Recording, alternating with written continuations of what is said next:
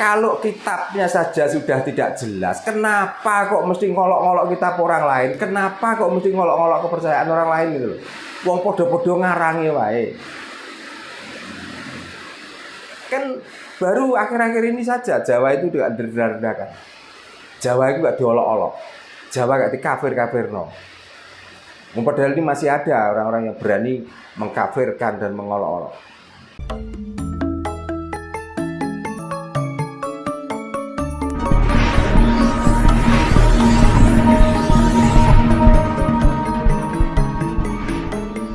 Karena nggak mungkin kalau Nabi menulis itu, karena ada sedikit cerita menceritakan bahwa Nabi itu tidak bisa menulis dan tidak bisa membaca.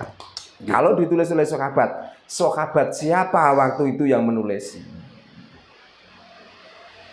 Kalau kita mengatakan proklamasi kemerdekaan RI saja, itu yang menulis jelas Bung Karno, saksinya ada dan tanggalnya dan peristiwanya ada kok.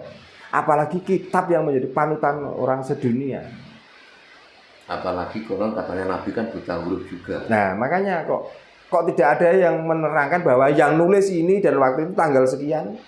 Padahal itu di abad 600 loh. Di abad 600, di abad keempat itu sudah ada yang bisa menulis dan membaca kok. Apalagi di abad ke-6. Kalau kita pikir konyol Pak ya. Ya, bagi orang yang sadar mengatakan konyol. Konyol semua itu. Kitab Darmo Gandul, waktu ditulis itu ada tanggalnya menulis dan siapa yang menulis kok. Ada kok. Centini juga begitu kok. Kitab Sabdo Palon itu juga tertulis tanggalnya dan jelas, yang menulis ya jelas kok. Nah kok ada kitab yang tidak jelas yang nulis, tiba-tiba sudah jadi dan dipaksa harus mengikuti. Parahnya lagi ini sudah diklaim menjadi kitab suci. Nah, menjadi kitab suci. Mestinya kan harus jelas Pak. Kesuciannya di mana? Apakah kitab itu waktu itu langsung turun dari langit sudah berupa buku? Kalaupun ada itu tulisan yang langsung datang dari langit berupa buku, mestinya kan di baliknya ada tulisan. Jatuhnya ini tanggal sekian, bulan sekian, tahun sekian. Dan kejadian itu tempatnya di sini. Nanti kalau itu jatuh dari langit, Tuhan bisa nulis Pak Darno, wujud lagi nanti. Nah makanya kata Pak Bayan tadi, konyol itu loh. Oke Pak ini. Nah ini perlu diluruskan Pak Darno, biar orang-orang itu sadar. Kalau nggak gini nanti nggak bodoh terus kita. Nah makanya apa yang saya ucapkan ini mesti selalu kontroversi dan mesti orang-orang yang beragama yang tidak terima. Mesti begitu. Nah masalahnya apa loh? Kalau kitabnya saja sudah tidak jelas, kenapa kok mesti ngolok-ngolok kitab orang lain? Kenapa kok mesti ngolok-ngolok kepercayaan orang lain gitu loh? Wong podo-podo ngarangi wae. Kan baru akhir-akhir ini saja Jawa itu tidak direndahkan. Jawa itu gak diolok-olok.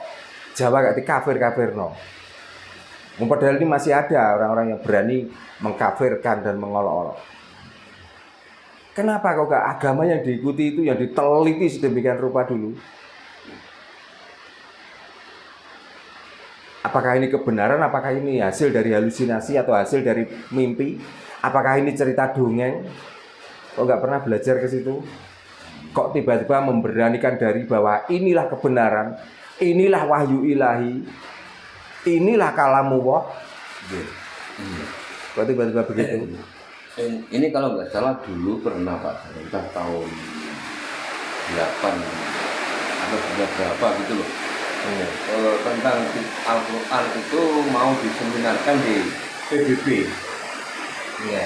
Nah, orang-orang negara-negara Arab nggak boleh loh Arab. Nah makanya, ya kenapa kok begitu? Ya, karena dia tidak mempunyai data yang otentik. Takut kebongkar Pak. Lah ya data-datanya itu lo nggak ada. Lah orang yang mau menyeminarkan itu sudah memegang data. Makanya begitu ada orang yang membicarakan tentang data yang real, pasti banyak orang yang kebakaran jenggot. Makanya supaya nggak kebakaran jenggot, jangan ikuti agama yang senengannya ngingu jenggot. Nah, itu loh. Memang kalau perlu juga kayak kitab itu diseminarkan biar orang-orang ini nggak tahu Pak Darul. Ya penting sebenarnya. Iya, penting. Maka kita mencari sebab dan kejadiannya itu penting mestinya. Nah, untuk menunjukkan kebenaran dari apa yang dipelajari dan apa yang disampaikan, itu mesti perlu pembuktian yang sangat konkret itu. Yang pembuktian sangat konkret itu barulah Ya, kita jelas. baru kita paham. Iya. Oh, yang ngaji seperti ini kan benar itu Pak Darul. Ya, ini mungkin yang terakhir Pak. Ya. Dan ini mungkin sering kita jumpai ya, di luar sana ya, terkait orang-orang yang mengaku spiritual. Mengapa orang spiritual itu cenderung gila atau delusi? Contoh, kadang melihat makhluk astral gitu, kadang merasa diikuti makhluk astral. Nah, itu bagaimana Pak? Karena namanya spirit. Spirit itu adalah mengosongkan otak dan pikiran kita. Setelah kita mengosongkan otak dan pikiran kita memperkuat halusinasi kita. Tujuannya apa? Tujuannya untuk mewujudkan angan-angan itu loh. Tujuannya.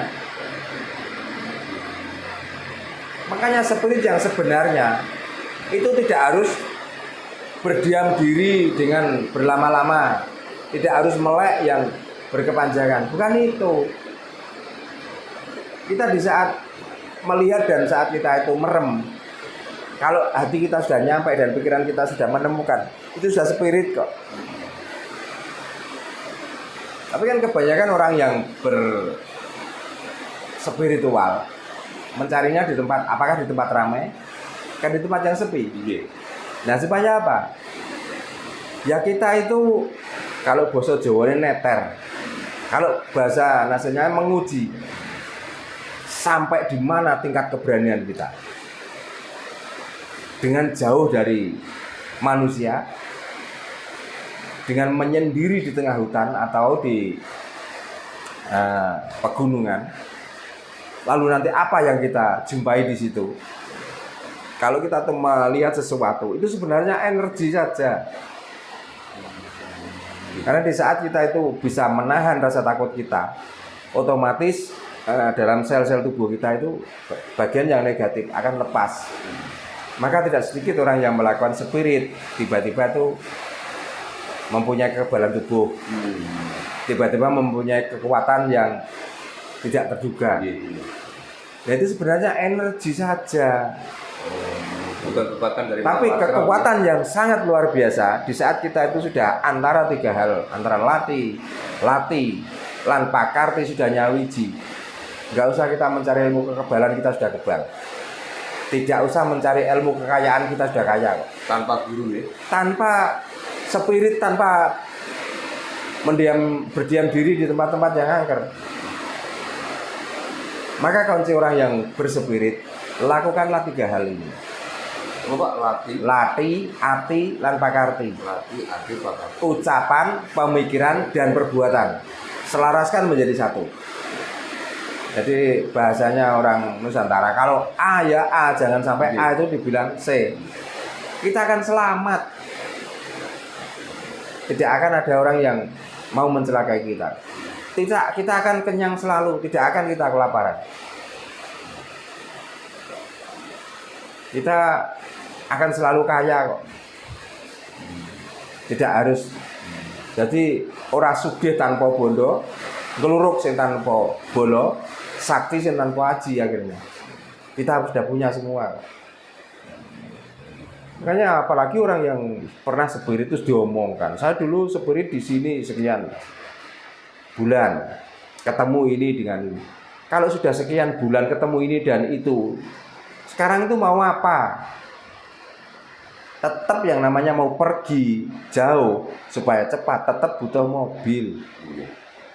Gitu loh. Dan butuh ATM juga Pak. Nah, kalau kita tuh kepengen beli apa? Butuh uang. Apakah dengan laku spiritmu bisa memenuhi kebutuhan itu semua?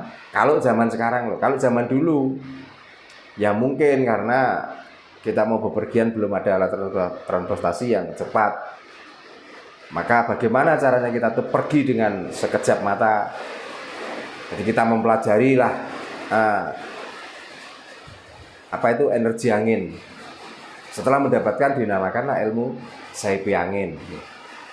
Nah, supaya kita tuh mempunyai suara yang keras, yang orang lain takut, maka dinamakan dengan belajar ilmu atau energi dari petir dan lain sebagainya dinamai gelap ngampar, nah, dan lain sebagainya. Tapi kan ilmu-ilmu itu disesuaikan pada zamannya. Iya. Lah zaman sekarang kok ngomongkan saya semedi di sini sekian bulan dan ketemu ini, ketemu itu. Terus mau apa? Lah kalau memang dia bisa menunjukkan dengan belajar ini saya bertemu dengan ini, maka saya datang ke sini tanpa naik apa-apa sudah datang. Nah, itu baru bisa dipercaya. Tapi kalau datangnya masih memakai kendaraan, berarti itu halusinasi. Apakah supranatural itu bagian dari spiritual, Pak Dani? Supranatural, Iya. bagian dari Spiritual. supranatural kan hasil, Mas. Oh, Hasil dari spirit. iya. Dengan spirit itu bisa merubah watak, perilaku dan ucapannya. Berarti dia sudah supranatural. Jadi ibarat air itu sudah air lautan. Dia bisa menerima apapun yang datang ke situ. Tapi kalau masih membedakan air keruh, air yang kalau ada air yang bening bisa menerima, air yang keruh tidak bisa menerima, berarti ya dia pelaku spiritual. Mas ya. Kalau orang sholat itu juga termasuk spiritual, Pak? Gimana? Orang sholat spiritual, sholat. Itu malah bukan spiritual itu. Itu malah budaya, Mas Yan. Belum spiritual lagi. Belum spiritual. Karena apa yang diucapkan dia belum paham. Lah orang spiritual apa yang diucapkan sudah paham kok. Ya dinamakan ritual karena di saat melakukan itu dengan diam diri. Nah, tapi karena itu ada gerakan-gerakan tertentu yang harus diikuti, berarti itu budaya. Karena orang spiritual tidak ada budaya apa-apa. Kalau memakai kemenyan, memakai bersila itu pun juga beda-beda. Tidak setiap ahli spirit itu bersilanya dengan seperti ini, tidak. Tapi kalau sudah diatur caranya dan lain sebagainya, itu budaya saja. Nah, belum menyentuh spiritnya. Masih jauh kali. Ya masih jauh.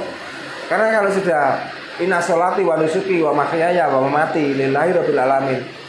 Orang yang melakukan sholat tidak pernah mengeluh kok. Tidak pernah menjelek-jelekan orang lain kok. Karena dia yakin bahwa hidup, mati, dan apa yang dimiliki semuanya diserahkan. Nyatanya itu yang diucapkan, tapi perilakunya kok masih banyak mengeluh, masih banyak menjelek-jelekan. Nah, berarti kan dia belum masuk ke spirit. Masalahnya kan tatarannya masih paut tadi itu. Ya, tingkatannya masih tingkatan PAUD. Iya. Nggih, matur sembah nuwun, Pak Darno nggih. Nggih, nggih. Salam rahayu, Pak. Rayu.